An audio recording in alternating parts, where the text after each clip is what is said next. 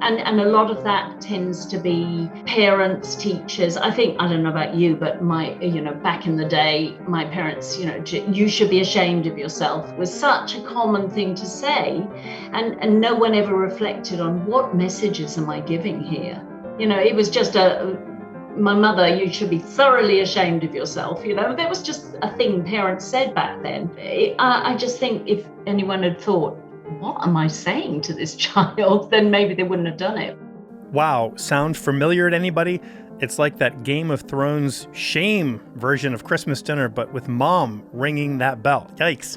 Even if that's what your family visits are like, stick around because my guest today is going to give you some excellent tools to survive the stress of the holidays or just stress in general. Hey everybody, this is Chris from honestypill.com. You're listening to episode 22 of the Honesty Pill podcast. This season on the show, I'll be talking to people who are breaking the status quo, ditching outdated traditions, and building a better future for themselves and the people they work with. I'll be connecting you with musicians, sound healers, coaches, hip-hop artists, actors, and people who not only inspire and educate every single day, but who are experts at talking about what they do so you can get inspired in your own work. My guest today is violinist and EFT coach for musicians and stage artists, Jenny Clift. Okay, listeners, raise your hand if you know what an EFT coach is. Okay, I see a few of you with their hands in the air. Good for you. Personally, I had no idea what this technique was before I met Jenny, and I found it so helpful and frankly mind-blowing that I had to have her as a guest on the show so you could learn about it too. Jenny is going to take me through an actual EFT tapping session and explain what it means, some tips on adding tapping to your own routine, and how you can do it on your own at home. One of the things we talk about in this episode is the power of neutral. When things in our lives get stressful or you're feeling negative, how to get yourself back to neutral and actually create mental space for the positive thoughts to come back in. I know I could definitely use some help with that sometimes. And if you are going to be spending some extended time visiting family over the holidays, you are going to want to take some notes from this episode. Oh, and by the way, the results are in, and this episode registered a 9.2 on the Woo scale. So for all of my Vortex, Universal Energy, Unicorn Dust type listeners who already know and love Jenny Clift's work, this is a good one. You're welcome. Okay, here it comes. I'm so excited to have you on this podcast. I've been wanting to interview you for ages, and now it's happening. Welcome to the Honesty Pill podcast, Jenny Clift. Thanks, Chris. It's really good to be here. And thank you for inviting me. Of course. So I'm actually really excited to just sort of be a conduit to share with anyone who hears this podcast the mind-blowing work that you've been doing all over the world with EFT tapping. And we're going to talk about what that even is, energy coaching, and helping musicians take control over their lives, both on and off the stage. So this is not going to be a newsflash. Anybody who knows me knows that I like to be in control of things. I'm a very detail-oriented person, and I think that has gotten me far in life, but it does come with a lot of baggage and negative stuff. So we're going to talk about that when we tap. But you are a person who doesn't seem to sit still. You're all over the place. You do so many things. But let's get some background first. First of all, where are we talking to you from right now? Well, I live in Madrid in Spain. As you can tell, I'm not Spanish. I'm very English. But I've been here for, I don't know, over 3 decades. I originally came here. I am, as you know, I'll just give you a quick potted history. I came here, I'm a violinist and I'd studied in London, but I came here, in fact, teaching English. And because I'd given up the violin, that was that. I was not going to be a violinist. And yes, I agree. I am very active. I do a lot of things. I came to Spain thinking, okay, I'll travel the world. And then I kind of stuck here, as many people do, and lived in different places. And eventually when I got back to Madrid, that was when I got back into performing and started playing again. And I think it comes probably from my mother. My mother is both my parents, very active. And it just comes with the family, I think. So you have a musical family. Yeah, my mum she was a pianist and well, she was more a piano teacher. She never really performed, but she did study at the Royal Academy. And then all of us have all sang all our lives. My father was always in a choir until he died last year, in fact, but he was singing in the choir until 6 months before he died. So yeah, it's music has been a big thing in our family. So many people I've talked to have these really deeply musical backgrounds. And do you think it's like necessary to have that to reach the level that you've reached in your life as a creative person, as a musician? Or do you think it's sort of innate? I've always kind of gone back and forth on that myself. I think it helps in that, one of the things that I tap on a lot with people is there are different areas. This is quite fun, actually. There are kind of 5 areas of resistance that we tap on a lot. And I'll go into that when we're tapping maybe. But one of them, which is a really big one, is identity. And so I think the fact that people come from musical backgrounds just kind of clears that one up very often.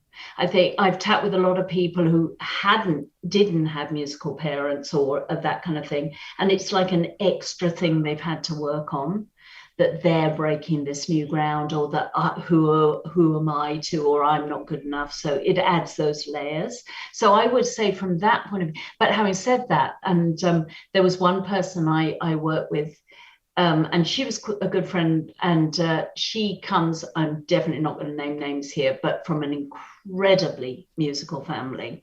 I mean, like hyper famous father, and, and that in fact was really hard as well for her, because then it was so much to live up to. So basically I was sort of think, oh God, us humans, there's always something that's going to get in the way. So Yeah, as you were talking about that as an identity, I thought that could be a major negative, because the pressure to follow suit if mom and dad were orchestra musicians or whatever. Exactly. It's kind of like my family, where both of my parents were pharmacists, and they were also musical. So there's tons of music in my house. But my sister went to pharmacy school for 2 years, because it was just kind of like, of course I'm going to do that. She luckily realized that wasn't the path for her. But wait, we have to stop and back up, because you said something a minute ago that I can't let you gloss over, Jenny, which is, so I'm a classically trained violinist, and then, I gave up the violin. What happened there? That's a major life change. Why did you give up the violin?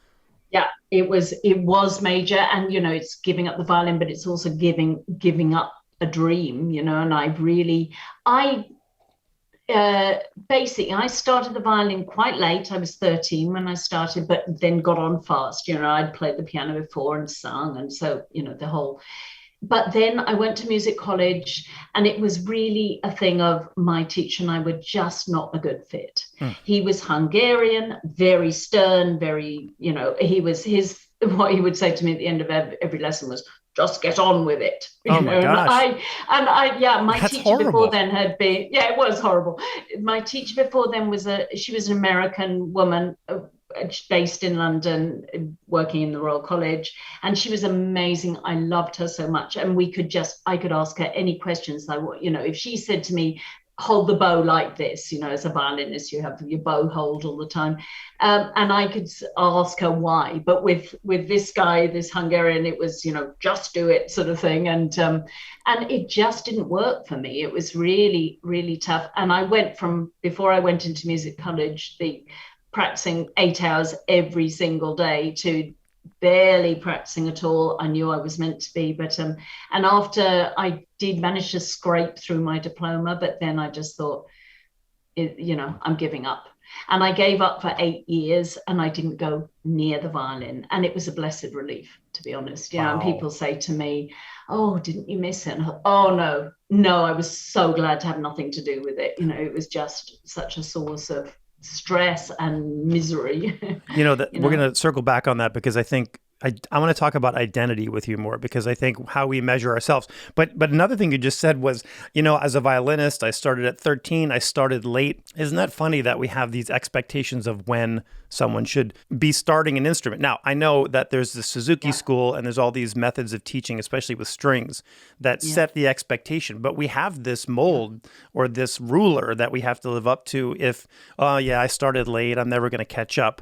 And right there, even from the beginning of your musical career, career, you were built in with a limiting assumption. I think that's so insane how many of those pitfalls are in our industry. Absolutely, absolutely. And I didn't realize that until quite a lot later. I sort of, because when I started with the tapping, which we'll get into, I sort of thought, well, all my limiting beliefs came from music college. But I realized, no, from 13, and so you're more grown. So I was comparing myself to other people who'd been playing for 10 years, maybe, or 5 years, and immediately, yes, being not as good. And so Do you think most of those limiting assumptions come from external sources, like comparing yourself to others, or from internal, like other areas of your life that have built your worldview about like what you think about yourself and what you think is your strengths and your weaknesses? Or is it a combination? Where do you think that comes from? I mean, speaking for myself, I think it was definitely this whole comparison thing, comparing myself to others. And I have to say, Chris, I think that the music business is set up for that. I mean, anything that you do to gain recognition, it is this whole comparison thing. And I don't know if there's a better way of doing it. I mean, I have, there's these things, there's the comparison, there's the competition, but not in a healthy way. There's the perfectionism, all these kind of things. It gets more and more built into, and it's as part of the teaching system, I think. I mean, I'm a teacher, I was a teacher, less so now. And I found myself doing it, the whole, even if I was kinder to my students than he was to me, but I would still, if someone makes a mistake, there's still that kind of, oh God, it's wrong, and let's pick on that note and correct it. So I think it's a bit part of the industry, and then I think each person has a tendency more or less to be hard on themselves. I'm all for competition. I'm all for having metrics with which to measure progress. Right. I'm all for competition. I think it's important and it's part of the drive. But what I'm not for is the judgment that goes along with it, and how we associate that with our own self-worth. It's just so crazy because these topics that we're probably going to talk about with tapping, and I promise listeners, we will explain what tapping is in just a minute. Yeah, we keep on rabbiting about it. There's probably not that many topics. You could probably distill most of these issues down to 4 or 5 things. Perfectionism, imposter syndrome, self-loathing, or what does Brene Brown say? Don't puff up, don't shrink. Like there's very little middle ground when we talk about our own self-value. Yeah, yeah, and I think the problem with music, and we have such a strong drive to express ourselves musically through our instrument or through the music, and then it becomes, if there's any criticism or if there's any even feedback, I mean, I used to be terrible at even feedback. It was like, oh my God, that's me, there's something wrong with me, instead of just this could be different. We identify so strongly with what we're doing that then it becomes, yes, that it's a part of our self-worth and everything. And it's, of course, that happens in many fields, but I think it very, very much so in this one as well. That's incredible. I think that when I think of the least useful emotion, I'm just thinking about my own path right now. Fear, worry, all those things. I think the one that comes up the most for me is shame. It's shame. I didn't advance out of the first round, or I didn't get the scholarship, or I didn't get into that person's studio, or. It instantly goes to shame, which is such a useless emotion, because feeling guilty about something is one thing. I feel guilty that I didn't prepare my part better and I didn't perform well and let my colleagues down. That's guilt. That's almost a healthy thing, because then you can reflect backwards. But shame makes it, I'm a bad person. And that's really hard to unscramble as you have a lot of that feedback through your career. Yeah, absolutely. And the guilt is, tends to be, it's about outside events, what I did, what I didn't do and everything. But the shame, as you say, it's me, I'm a bad person, and it just really brings us down. Yeah, I mean, I refer to myself as the queen of shame, Chris. I mean, I'm just, oh my God, shame. And a lot of that tends to be parents, teachers. I think, I don't know about you, but back in the day, my parents, you should be ashamed of yourself was such a common thing to say. And no one ever reflected on what messages am I giving here. It was just my mother, you should be thoroughly ashamed of yourself. That was just a thing parents said back then. I just think if anyone had thought, what am I saying to this child, then maybe they wouldn't have done it. I think I was lucky in that both of my parents were extremely supportive of pretty much anything that I wanted to do. They definitely instilled within me the idea that anything is possible. So I never had that. So that's why I asked the question about external versus internal sources for where these emotions come from. Because for me, I feel like I created all my own drama in my own head for myself. Like I built that. Nobody said to me, you should be ashamed of yourself ever. And I think by the time I was fully formed as a person, if that's a thing, like when someone would say that to me, it just bounced right off of me. Like, why? I don't care what you think, if I should be ashamed or not. But my own judgment is way more powerful against myself. And, the years where I wasn't advancing and, I was like, am I going to work at this running store forever and never get an orchestra job? That's powerful, especially when it does come from inside of you. Jenny, we have gone dark and deep really quickly.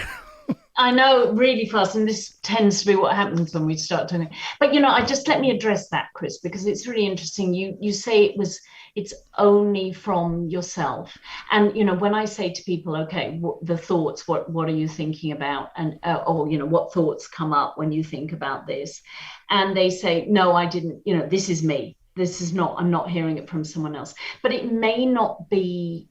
I often talk about, you just get the message. And I'm not saying your parents, and I would like to just say for the record, my parents were also very supportive of my music career. But, when my mum would say you're thoroughly ashamed of yourself, it was probably, I don't know, I pinched my sister or something like that. But, it was trivial things. So I'm not saying that she was, but, you kind of get that.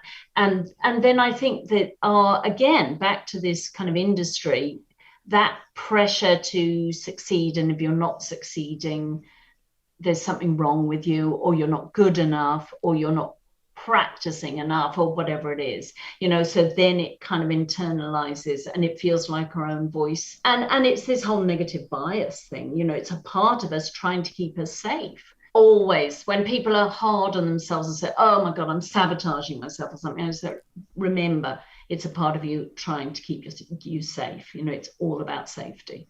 And that's kind of okay, I can slightly see why I'm doing it then. I think like this year has been especially informative as far as the inner dialogue. I don't know about you, but I had a lot of free time, at home, alone. My family is here, but I didn't interact with my colleagues or students or clients as much. It was much more of a low-key thing, which pretty much left a lot of amplification in my head for whatever I was thinking about.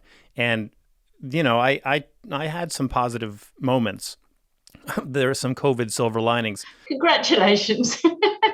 Yeah, I know. Maybe I'm the only person, but most of it was worry and stress just about the future of, obviously, of our world, but also of our industry and how all that works. We're going to talk about that in a minute. Can I ask you one more thing about living in Spain? You mentioned you had started teaching English. So had you ever imagined that you'd be teaching English, and how did you come up with a way to do that? Was it just your teaching skills rebottled in another topic, or how did you end up teaching English? I mean, it was a real, what on earth am I going to do with my life? I'd given up the violin. That's all I planned to do at all. And I'd been through a college degree, so I didn't want to go to university again.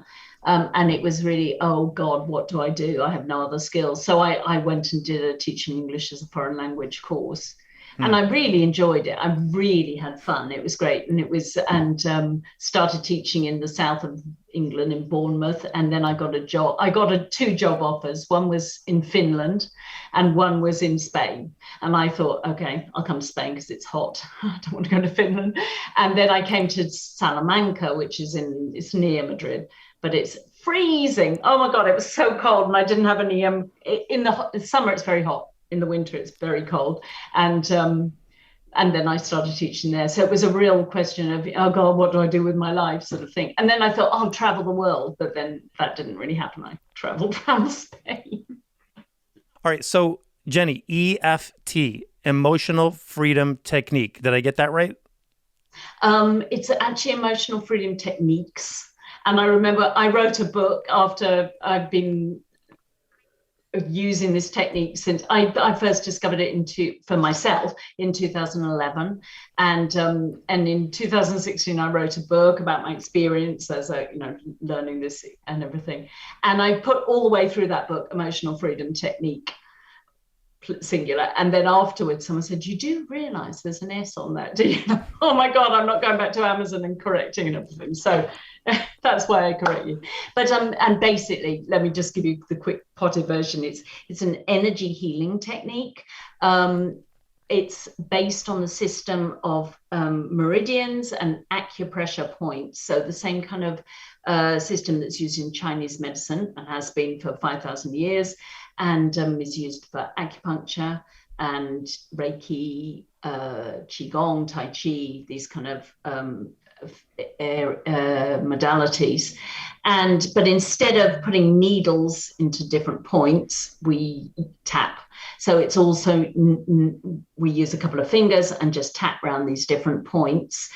And the idea is that by tapping and stimulating these points, we can let the energy flow if there's been any kind of blockage or interruption, which can cause stress and anxiety and disease and wrong, if you like, or limited thinking. By tapping and stimulating these points and stimulating the energy system, it creates healing, and we can move into a whole different place and move forward in a different way. And it used to be very much anecdotal when it was first discovered or started to be used in the 1990s. It was kind of, oh, this is amazing, you must give it a try. But then the last 10 years, they've done a lot of scientific studies, over 100 evidence-based scientific studies, which show that it brings down stress levels, brings down cortisol by as much as I think it's 24%, something like that, which is big. In an hour of tapping or something, you can bring down stress a lot, and it's rewiring the brain. I was reading just yesterday a study about anxiety and tapping, and when we're anxious, the whole, oh God, I'm going to get it wrong.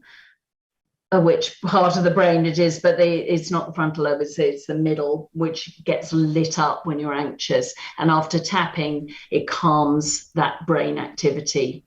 And so they are now seeing with MRIs and that it's actually doing something in your body and in your nervous system. Would it be an appropriate metaphor to say like the tapping or the acupressure or puncture is like unkinking a hose that maybe somehow there's like been a stoppage or you've sort of governed down the flow of energy or electricity or whatever you want to call it? Would that be a decent way to look at it? Yeah, I think so. And yes, and maybe by doing the tapping, whether it's a kink or whether it's just, yeah, I mean, if that feels right, and then it gets it flowing again. I mean, the best way is probably to actually try it and see, because it sounds kind of esoteric and weird by just talking about it like this. But the other aspect of it, let me get clear, is that while we're, as you know, because we've tapped together, while we're tapping, we're also talking. So this is the other part of it, that we're talking about what's going on for us, and we absolutely focus in and hone in and focus in on the negative, what's going on. So, for example, anxiety, if we're anxious about something coming up, maybe an audition, for example, then we will actually focus in on that and use our words while we're tapping. And it's giving our body and our brain this message that we're talking about the negative, we're talking about what's going on for us and our emotions and our feelings. And at the same time, all the time, we're giving our body, our nervous system, this message I'm safe. It's okay to relax. You can let go of these different emotions, the negative emotions. So that's why it's so powerful, I think, because we're really focusing in on something which is upsetting us, and at the same time giving this powerful indication to the body. And one thing, Chris, when I train, I discovered this in 2011. Worked with a coach for 5 years, this amazing EFT coach. And then in 2016, I decided, okay, I'm going to start working with people. And I trained. And then for 3 years, I didn't work with musicians. I still had to get over all my own. I'm not going to work with them. Why should they? Although I was back to playing again and everything. Also, it was partly that, but it was also partly oh my God, I'm a musician. How can I show up as something different as well? Oh, can we talk about that for 1 second, Jenny? Because we can indeed. It's really important. That's a huge thing if my podcast or my life has any mission, I want it to be to break apart this notion that you have to do one thing really well and nothing else. And if you do have another interest, you have failed, or you've given up, or you've sold out, or you're not good enough. It's insane. I mean, I've been talking about this for years now, where we have all these soft skills and other related skills because of the training we have as musicians, and then just don't use 98% of it. That is so tragic. And I think that it's not sustainable moving forward. And the way our industry is changing, the way our world is changing, the way people consume content and music and art is changing. How can we move forward without changing too? And the cool thing is we are perfectly positioned to evolve with that if we can get all this baggage out of the way and allow ourselves. I mean, you just said it right there. You were afraid to talk to musicians about doing something else because you thought, oh, you're not good enough. That's why you didn't do it. What a crazy thing that we do, but it happens all the time. It is. And I think especially, and I could not have said it better. And I think especially in the classical world as well, this idea that, if you're not doing, and, 100%. And as a violinist, I mean, my God, there is no limit to the amount of practice you can do, so you can spend practically every waking moment sort of obsessing about just the instrument and everything. Yesterday I was, I'm very excited at the moment because I bought tickets for myself and I have 3 teenage daughters. Actually, they're nearly not teenagers now, but they're nearly coming out the other side. And to go and see Queen with Adam Lambert next July the 6th. We've got tickets to go see them. And I don't know if you're a Queen fan, but Brian May, the guitarist, who is just, God, amazing. He also has a degree in astrophysics. And, and you just think, all the people I really admire, both classical and rock or whatever, or pop or anything, they are actually doing other things. They haven't limited themselves just to playing, 8 hours of violin a day, and yet us mere mortals, myself included, it's like, no, we have to. And if we're not just doing that, then I'm flaky or whatever it is. Yeah.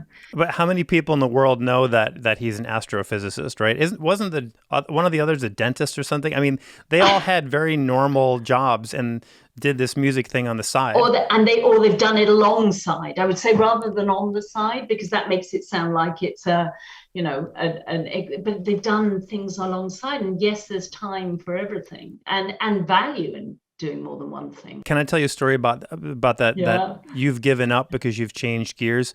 Even on a micro level, when I moved from a principal job in one orchestra to a second trumpet job in another, there was a person who kind of cheekily said, oh, you've given up the trumpet, because I was now a section player. And I actually laughed out loud, because that is so typical that people think that if you're not striving, and this is a problem. If you're not striving for what is perceived as the pinnacle, then you've given up.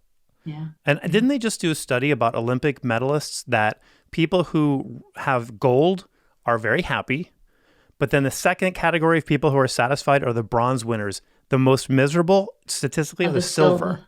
And that's because of this, you didn't get it enough. Yeah, that reminds me of an expression of always striving and never arriving. And that kind of idea of just being always permanently, perpetually dissatisfied. And again, I think that's another of the problems that this creates, this whole belief system that we've all been given, is that, yeah, if you're, and to be honest, you can be right at the very top and still be totally anxious and how long can I keep this up for? Or, I think the whole being happy and satisfied has to be a whole different study of its own. It doesn't matter how successful, if you like, you are. I think that needs to be addressed if it's not there. And we'll be right back. I want to give a huge thanks to the sponsor of the Honesty Pill podcast, Yamaha Corporation of America. I've been playing Yamaha equipment for decades in my own practice room, on stage with the Los Angeles Philharmonic, and touring all over the world, and Yamaha has been an absolute game changer. Something I love about Yamaha is the way they pursue excellence in all of their work and at all levels. They are as dedicated to doing quality work for beginning students as they are for marquee artists. I admire their commitment to continuous improvement and creating a community that includes all of the musicians they serve. Make every note count, play Yamaha. Okay, let's get back to the show. All right, I'm going to stop jumping off into random things because it's fun for me. And tell us, let's go through some tapping. I want to try it out. I want our listeners to hear what this is about. All right. And we'll have to explain it, the points. Obviously, normally I can share a visual with you, Chris, as well, so that, then afterwards people can see. Basically, what we're going to be doing is tapping on 9 different points on our face and our body. And this is, some people might go, oh my God, what's going to, it looks kind of weird. I'm so used to it now. I'm kind of just whatever. But so if you feel awkward tapping in front of other people, well, just go somewhere quiet and you can tap. So basically what we're going to do is first, let me just explain what I would normally do in a session with someone. First, we have a talk. So we talk about anxiety. This is a great one to talk about. There are so many situations in our lives that create anxiety, and so many of us, it can have, maybe it's chronic, or maybe it's just now and again. But, as musicians, we all know what that feels like. So first we talk about it, and we'll do this in a sec. And then one thing we do as well as talking about the emotions is, where do you feel that in your body? So there's a kind of going inside and really connecting with our body. And this, for most musicians, is actually quite easy. We're so used to feeling our bodies, even if it's just, I have to move my third finger to place a note or something. When you think about it, and not many humans have that kind of such clear capacity, and so it's great.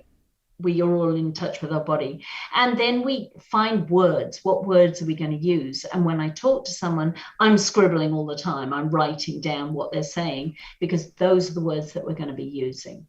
And this has apart from, for me, this is really useful in several different ways. One is that by using your words, it's very meaningful for you.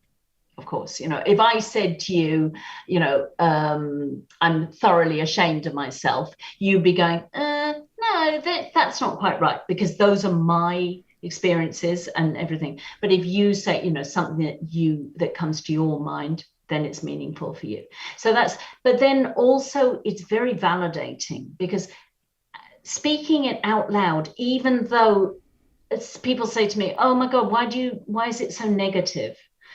Because we say all this anxiety in my body, this anxiety, I'm so nervous, I'm so anxious. And people go, I don't want to talk about it. And of course, in most situations, right before a concert, you don't elbow your stand partner and say, oh, God, I'm really scared. Oh, I'm so nervous. I'm really anxious. They'd freak out, or they'd just think, what's going on with them? So normally we're not allowed to say all these things. It doesn't sound professional at the very least, and it's kind of spook them out. But we really go and remember we're tapping at the same time. It's really validating. And I think most of us, as I say, we're not allowed to speak about this. We were never allowed to speak about this, really. Negative emotions tend to be, let's move through them as quickly as possible and get on to the good stuff. But the fact of the matter is we still do have these emotions. They are still affecting us, as you said very clearly, on a physiological level as well as an emotional level. So, and then we would start tapping. Right, here we go, points. Okay, the first point we're going to use is on the side of the hand, right below the little finger, okay, against that bone. We tap maybe 3 fingers of one hand on the side of the other hand, okay? Your fingers can be flat or curled, whichever feels right. The idea is that we're stimulating this is an acupressure point, and we're stimulating that. Does it matter which hand I'm doing, if I'm left-handed or right-handed, or? Not at all. Okay. And how hard am I tapping? Yeah, these are great questions. Yeah, no, you can switch it up. The sides don't matter. Sometimes you can move it around. I usually use my dominant hand against the other, but just for comfort. The pressure, that again, up to you. If you just think I'm stimulating the point, so if it's very light because you're very sensitive, fine. I'm quite vigorous, but that's just the way I am. So whatever feels right, and it's not always the same. You can, some days you can be less. Sometimes people say to me, they're really angry, they're sort of hammering away. So be careful, be gentle with yourselves, people. Yes, okay. Yes. No bruising, okay? But it's not self-harm. Anyway, so we're starting on the side of the hand, and this is where we use what we call the setup phrase. Okay, so we've been talking, let's just talk about anxiety then. All right. Just tell me, Chris, when you think about your anxiety, where do you feel it in your body? I feel it in my chest. In your chest. All right. How does it feel? It's so cliched, but it's like a tightness, shallow breath, right across my chest. Yeah. Okay. And as you say, it is cliched, but it is, but that doesn't mean it's any less important. The fact that many people feel the same things, that's why it's a cliche, because we do feel this. Okay, if you could rate it, and right now, and I know we're just talking and having a good time and everything, but if it's just there and you could rate it on a scale of 1 to 10, so 1 is nothing, or probably not there, 10 is freaking out, where would you put it? Give me a number. I think I would say, if I'm thinking about like generally in life right now, because of what's like our life, the world we're in right now, it's like an 8. I would say it's an 8, wow. Jenny. Wow, that's a lot. When we tap, we sort of say, let's see if we can bring it down to a 2, sort of thing. Okay, so this is all part of the process. We get, feelings, both physical and emotional. All right, and then we're tapping on the side of the hand, remember, and we start with this setup phrase, which goes like this. Even though, and with this, I would say, even though I have, have this anxiety, for example, or even though I have this anxiety in my chest. So very specific. And then we put that together with a kind of positive phrase. And it could be, I love and accept myself completely. Okay. Now, if I was talking to an American vet, maybe I wouldn't say I love and accept myself completely. Maybe they'd throw me out of court, sort of thing. But maybe I would say I'm safe right now, or I accept myself the way I am. So, but basic, what we're doing is we're putting the negative in conjunction with a positive, and we're tapping. Okay. And we do that 3 times on the side of the hand. Okay. And then we start going around the points, and we'll do a tapping round afterwards, as we said. The first point, or the next point that we're going to go to, is the inside of the eyebrow. Okay. So where the eyebrow point meets the bridge of the nose. So it's not the third eye, it's there. And again, tapping with about 3 fingers. So you're going to hit the point come what may. All right. It's not like the violin that you're a millimeter off you. It sounds horrible. Okay. Again, the right hand, the left hand, even you sometimes see people tapping with both hands, and that's stimulating that point. Okay. The next one is the side of the eye, kind of the temple. And it's interesting when you start thinking about it, all of these points are actually points that we naturally go to in times of stress. So if you think, you've got a headache, you kind of, or you're thinking hard maybe, or, these are points that we touch quite naturally as well. So we're tapping here, this side of the eye. The next one is under the eye. Now, under the eye, right on the bone below the pupil. And again, you can tap with just one. Sometimes people tap with both here. And the number of times we tap depends. What we're doing is we're going to be saying phrases. And so you're just tapping, rhythmically, if you like. And when the phrase changes, when we go to a new sentence, we just move to the next point, right? The next one is under the nose. So between the nose and the top lip. So right there, and we tap here. This one is a good one. Is this one? No, the next one is. This one is connected also with embarrassment and humiliation. So that's one I love dearly. Yeah. They do have kind of connections with different emotions, which is kind of fun as well. All right, let me just revise these. So we're starting on the side of the hand, then we go to the inside of the eyebrow, side of the eye, under the nose. Okay. Then the next one is the under the mouth, which is the cleft of the chin. Some people call it the chin point, but it's not on the chin, it's in the hollow there. All right. Then the collarbone. Now, this is a bit harder to explain. If you go to the inside end of the collarbones, so if you've gone to that kind of hollow in the middle and just go out just a tiny bit, and you'll feel a kind of little dent on each side. Yep. And we're going to be tapping there. It's kind of where the collarbone meets the breastbone, and tapping there on those dents. And again, sometimes people use a fist here, or you're tapping with these 3 fingers. All right. The next one is under the arm. All right. And it's just below the armpit, maybe about 4 inches down, and you're tapping there. All right. This is the one that maybe doing it in public is kind of weird. This one feels a little more tender for me too. Good. Excellent. If it's tender, tap there. All right. Don't hurt yourself, but tap there. Okay. And some people, yes, definitely. A lot of people do feel tender. Not everyone. So if you don't panic. You're not doing it wrong. Okay. And then the final one is the top of the head. So right in the middle of the top of the head, again, that might feel a bit tender too, a little, and tap there. All right. That is one tapping round. Okay. Got it. Any questions? We got it.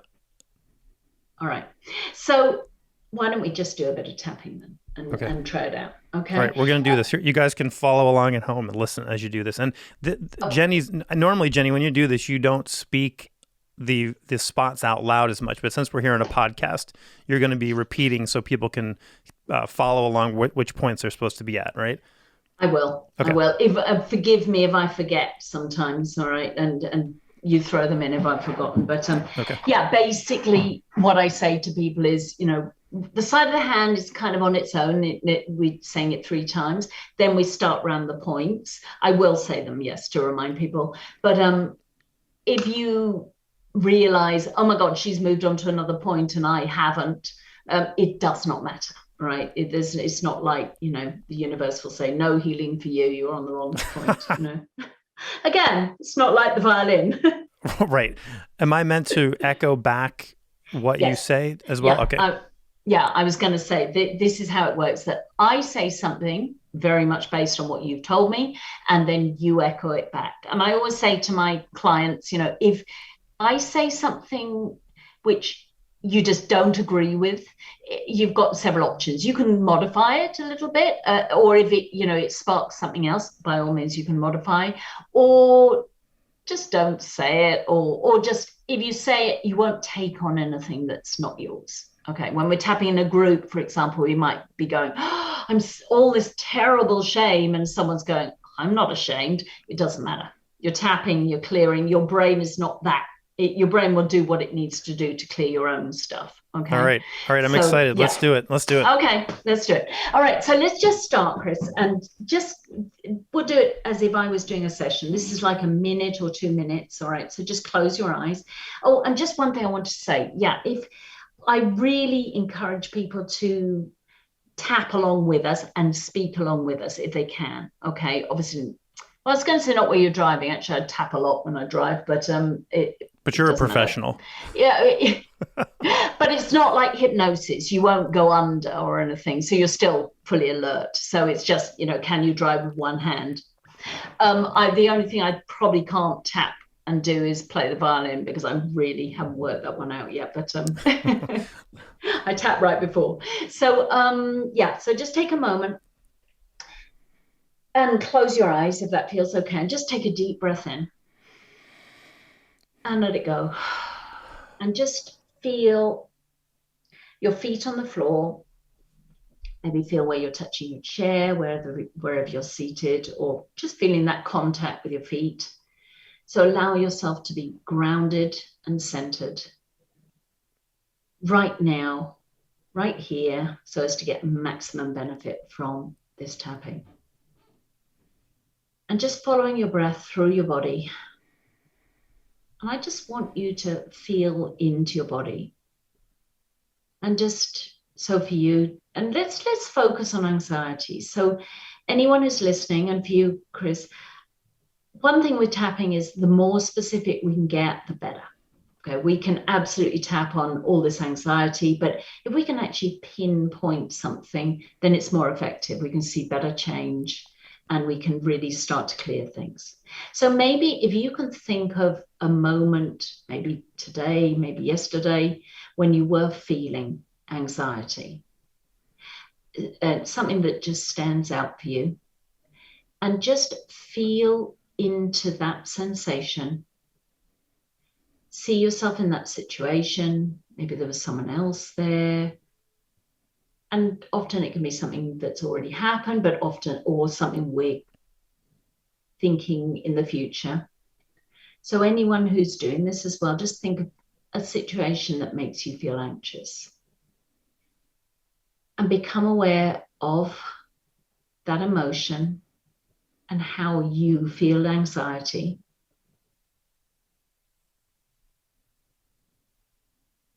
And maybe even rate it on a scale of 1 to 10, how much you can conjure up. And the kind of things that you say to yourself as well. So maybe in this situation, just becoming aware of those thoughts. Because if we didn't have any thoughts at all, maybe we had that flash of anxiety, but it would go.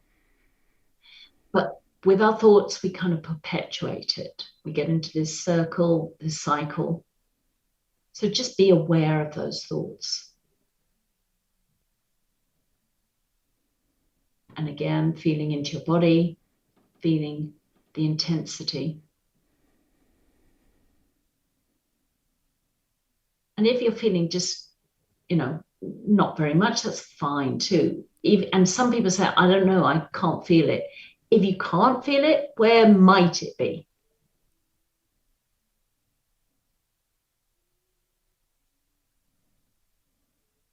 Okay, and when you're ready, just take another deep breath. Come back into your body and open your eyes.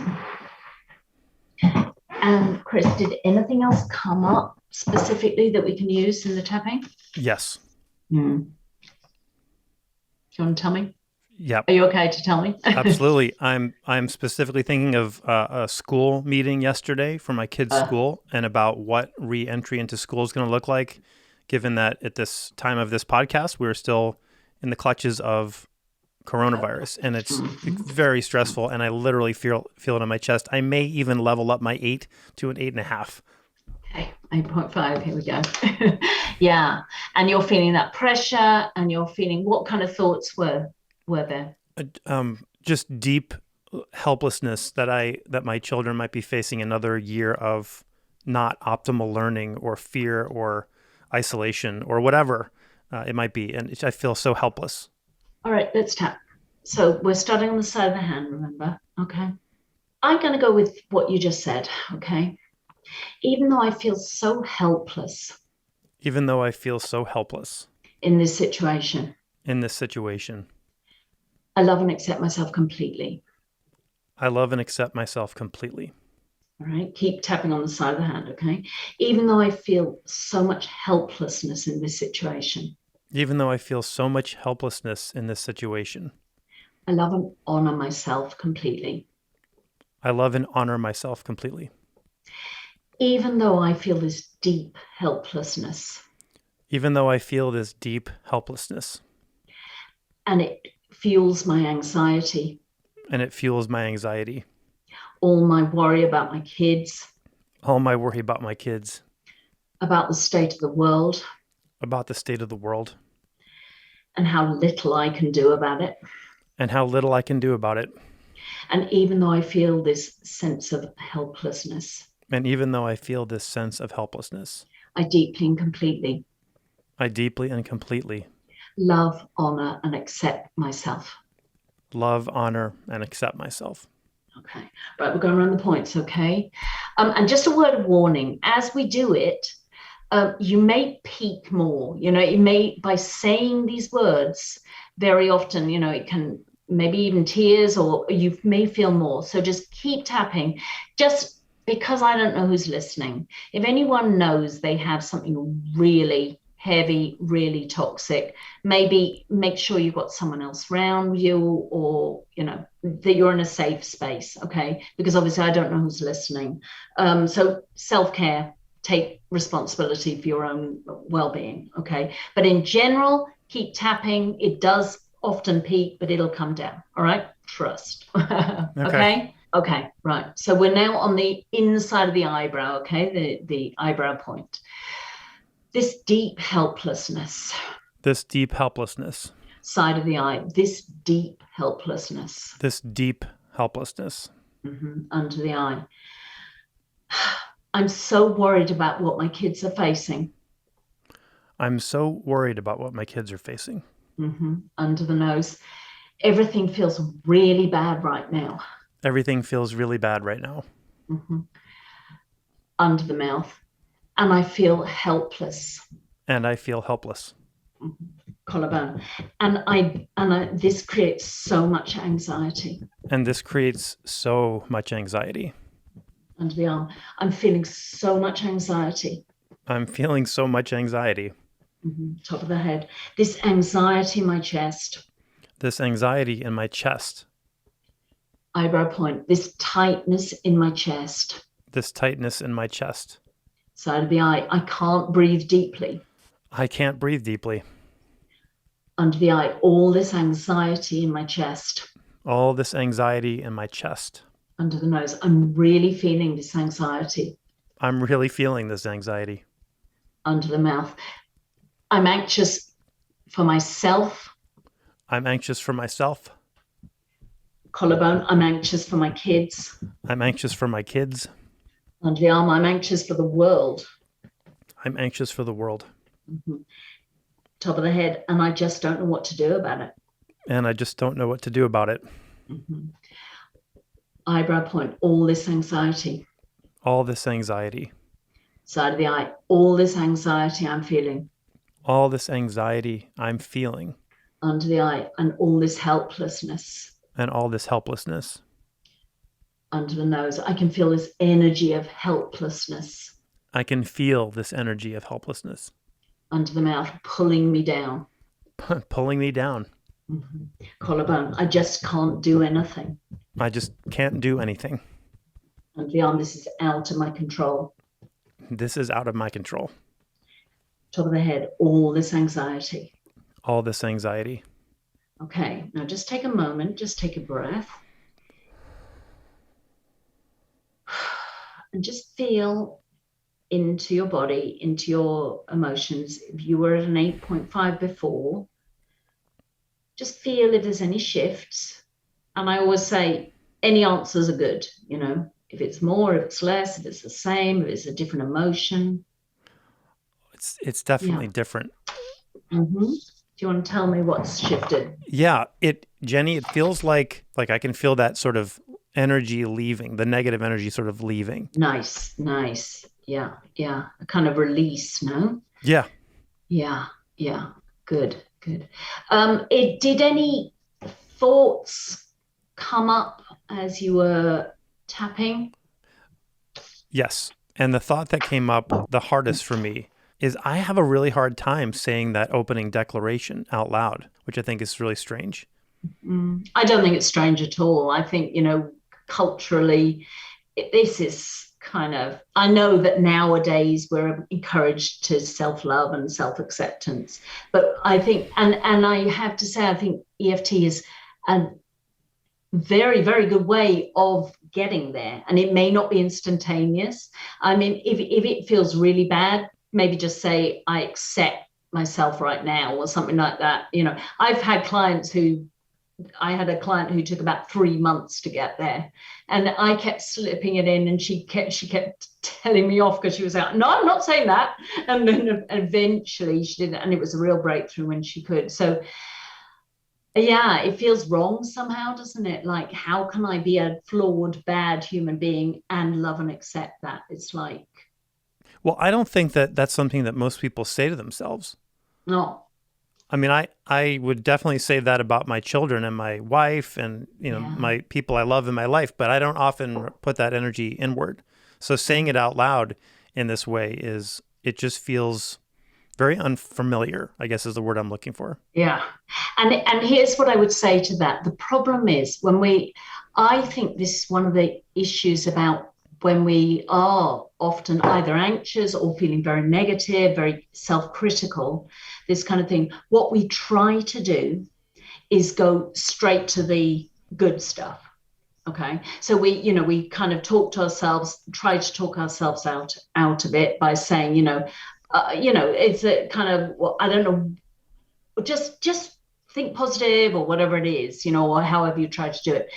And it's a bit like, yeah, we're in reverse and we suddenly go, whoa, I'm going forward. And you can't do it. You have to have this moment. And I talk a lot about the power of neutral.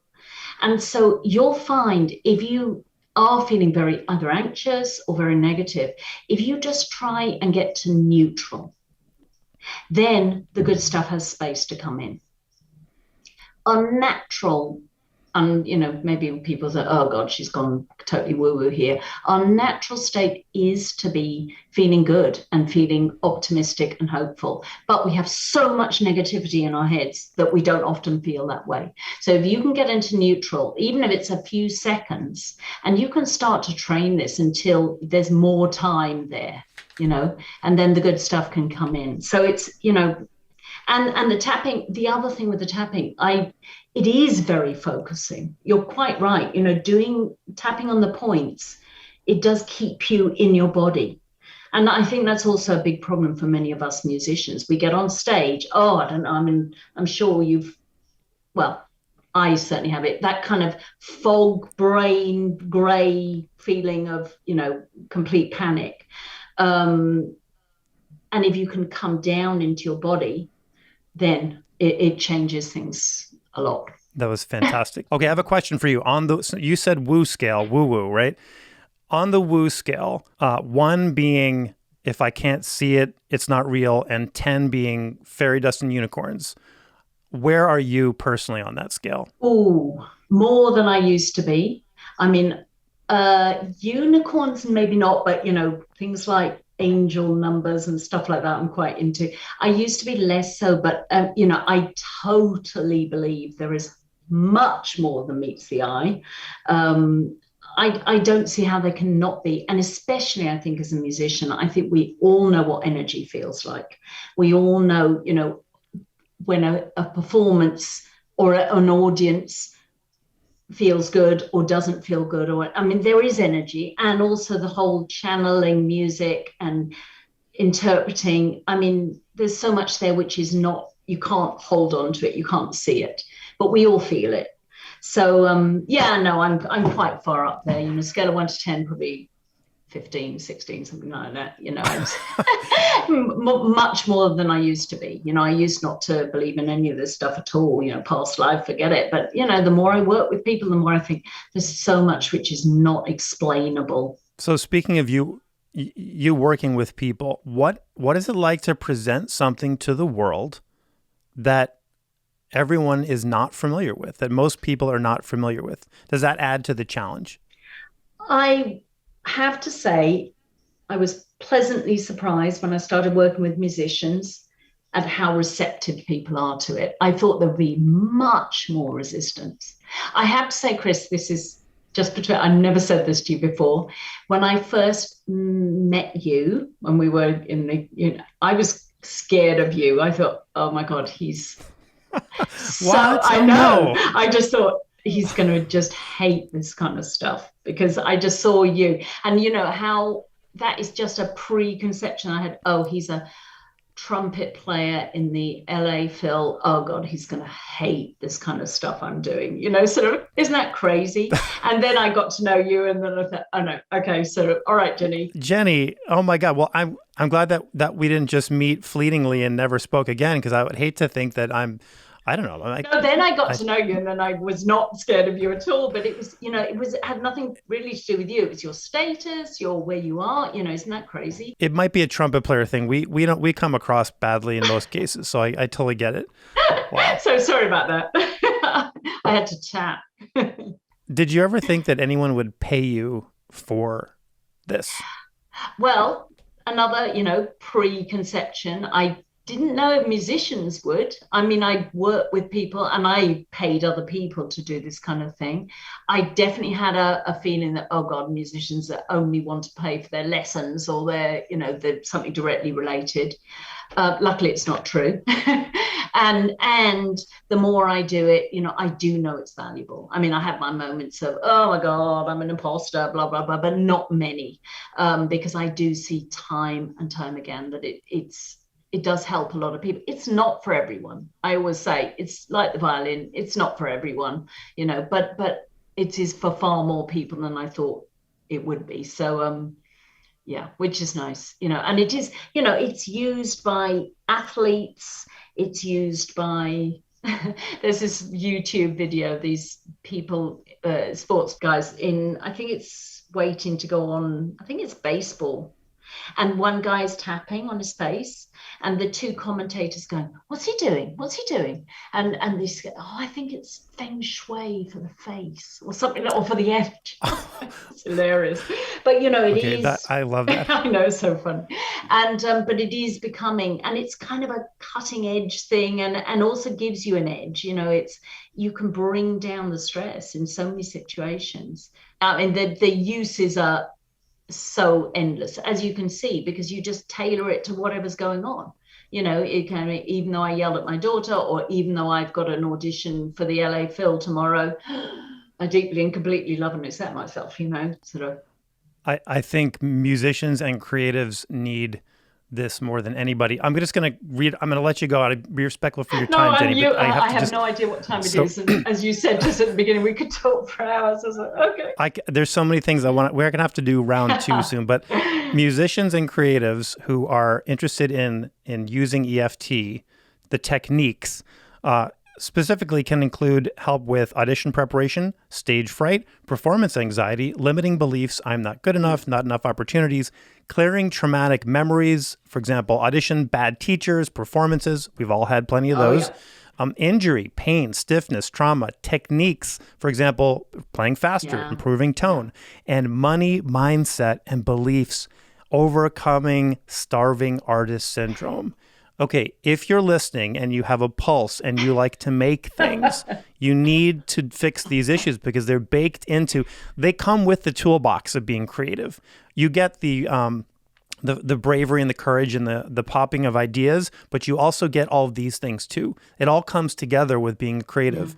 I think Jerry Seinfeld talked about that in an interview once, that it just comes in the toolbox. You have to learn how to use that tool too for your benefit. And EFT, meditation, all these topics that we talked about today are great ways to do it. And I will say this about people investing in themselves and taking and working with you, you know, step up and invest in yourself in the same way that like a medical student would have to buy a stack of books. As musicians, yes, we have instruments and auditions, but the cost for the tools needed is not cut and dry. These are tools that are needed too, because if you've mastered your excerpts and you haven't mastered your mindset, you are not going to be successful. And if you are, you're not going to be happy. And that is like, what's the point? I've talked about having a job versus a career for a while. there's another level, everybody, and the level is having a life, because you can have a career and still not have a life. And the bridge between career and life is getting in alignment with who you really are. And this type of practice, and Jenny, I'm so grateful that we met and that we did get together and do this, because it has it's had a huge impact on me. And I'm going to tap on how I'm a bad tapper now because I don't do it enough. But thank you so much for spending time with us today and sharing this. Is brilliant. Where can people learn more about your workshops? What do you have coming up and your coaching? Yeah. Well, first of all, well said. And, tapping on, I just, a couple of weeks ago, I wrote to my email list and someone said to me, do you always tap on everything? And I said, no, I still forget, and this is after 10 years of tapping. So, it does not, you have to keep on reminding yourself. So, and then, of course, this is the great thing about EFT. You can just say, even though I forgot to tap again, and then you're tapping. Yay. So you're doing it. So, my website is abetterlifetapping.com. Also, if you put Jenny Clift it'll come up, I think. And so on there, one thing I do offer is a half-hour free session for anyone who is interested in trying it out with me. And we really go straight in there and do a bit of tapping in that very, and so you really get a feel for yourself. So, that's definitely open. I've also got a workshop coming up, specifically, as you said, about money mindset, because I think practically everyone on the planet, not everyone, there are a few people who don't, but most people do have money stuff going on. We have a lot of connections with money and a lot of programming, but I think musicians, as you said, have a lot of extra ones on top of that, and I definitely had to. And I just wanted to add, once I'd done all the tapping with my coach, before I learned, I didn't then just immediately move into this. I did then move back into performing, and I got jobs, and I made 2 CDs and with a guitar duo, and I did get my job right before COVID was in a musical here. So just to say that, it really worked for me as well. I'm kind of, so I just wanted to put that in there. I didn't just then say, what, music isn't for me. It absolutely helped with everything. So anyway, sorry, back to what I was saying. I'm in fact doing a 3-day tapping work, not day, they're each session, 3-session tapping workshop. So on the first day, we do what's called my confidential money map, and basically looking at 5 different areas of your money and the emotions, the feelings, the thoughts, the beliefs that you have around each of those areas. And in the second session, we tap on a lot of those beliefs and clear as much. I do not promise that we can clear everything, I wish, but we do a lot of clearing. And then the third day is kind of setting in a positive vision, if you like, for your money. And I call it the $100,000 artist workshop, because that's been my kind of goal for several years now, and working towards that. So that the idea that even us musicians can earn a decent living. Exciting, isn't it? Brilliant. What a crazy concept, right? Yeah. All right. So you guys heard it. Get on Jenny's mailing list. You get a lot of emails in your inbox. Make Jenny's one of them, because it's actually going to help you get to where you want to go. And check out her workshop coming up. Yeah, I have. I'll share with you a link, Chris, if you like that. I have a PDF which is how to tap on your own, and that if you sign up for that, then you're on my email list. I usually write once a week. So, and you give me your subscriber link. I'll put it in the show notes, as well as your website and everything else. And I need to get myself on a plane and head out to Madrid so we can go eat some tapas and drink some Rioja or something. And you enjoy hearing Adam Lambert with Queen. Send pictures. It's going to be amazing. Wow. Yes. Jenny, thank you so much for spending some time with me today. I'm grateful to know you, and I appreciate you. Likewise. It's been so wonderful. Lovely to do this. All right. Talk soon. Bye. Okay, Honesty Pill people. Can you hear that? That's me using my new EFT tapping skills. See what I did there? To get back in the zone, get out of my own way, and get my mojo up and running. What did the sports announcers call it? Feng shui for the face? Oh my God, I love that. big thanks to Jenny Clift for hanging out with us today. And I'm thrilled that Jenny did indeed get to know me and no longer thinks I'm a scary trumpet player from the LA Phil who wouldn't be open to creative or unconventional ways of thinking about things. Oh, wow, how far into the woo zone I have traveled. And speaking of that, I hope this episode at least made you think about some alternative ways you can find some balance and amplify the positive thoughts and an energy that surrounds you all the time. It reminds me of that statistic about how over 90% of the thoughts we have today are exactly the same as the thoughts we had yesterday and the thoughts we will have tomorrow, and how so many of those thoughts are rooted in scarcity or negative emotions. If emotional freedom tapping can help recalibrate even a few of those, I am totally open to try it. How about you?